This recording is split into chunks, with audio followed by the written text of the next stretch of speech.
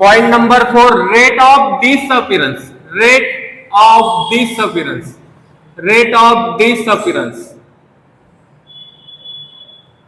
Rate of disappearance किसे कहेंगे हम, देखो डिक्रीज, देखो डिसअपीयरेंस को साइन यूज करेंगे हम minus, decrease in concentration, decrease in concentration, decrease in concentration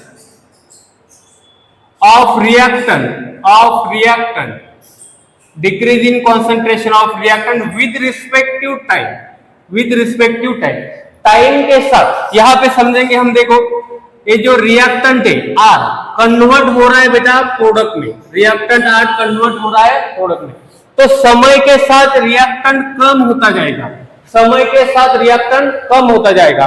तो इसे क्या, देखो समय के साथ रिएक्टेंट कम होता जाएगा, इसीलिए लिखा हमने रेट ऑफ डिसअपीयरेंस, डिसअपीयर होता जाएगा। तो रेट ऑफ डिसअपीयरेंस को कैसे लिखा, decrease in concentration of reactant, disappearance को कैसे लिखा, decrease in concentration of reactant. यहाँ पे रिएक्टेंट का कॉन्सेंट्रेशन डिक्रीज हो रहा है, डिसअपीयर हो रहा है, तो इसीलिए हमने साइन लिया माइनस विद रिस्पेक्टिव टाइम। और कैसे लिख सकते, देखो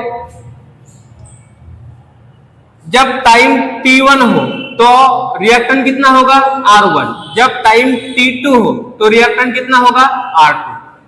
टाइम t1 पे बेटा रिएक्टेंट का कॉन्सेंट्रेशन ज्यादा रहेगा, टाइम t2 पे रिएक्टेंट का कॉन्सेंट्रेशन कम रहेगा, क्योंकि टाइम के साथ रिएक्टेंट का कॉन्सेंट्रेशन कम होता जा रहा है। तो और इसे कैसे लिख सकते हैं हम, देखो डेल्टा क्या है यहाँ पे, चेंज इन कॉन्सेंट्रेशन, डेल्टा क्या है यहाँ पे, change in concentration of reactant, change in concentration of reactant with respect to change in time. तो चेंज इन रिएक्टेंट को कैसे लिख सकते, देखो R2 minus R1, R2 minus R1, concentration में क्या चेंज आ रहा है, R2 माइनस R1, और टाइम में T2 minus T1, T2 minus T1। तो और कैसे लिख सकते हैं इसको, देखो इधर लिखेंगे change in reactant, change in reactant with respect to change in time.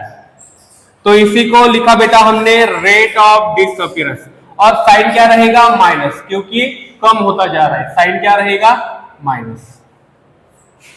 इसी को बोलेंगे हम rate of disappearance, rate of disappearance, rate of disappearance of reactant, rate of disappearance of reactant.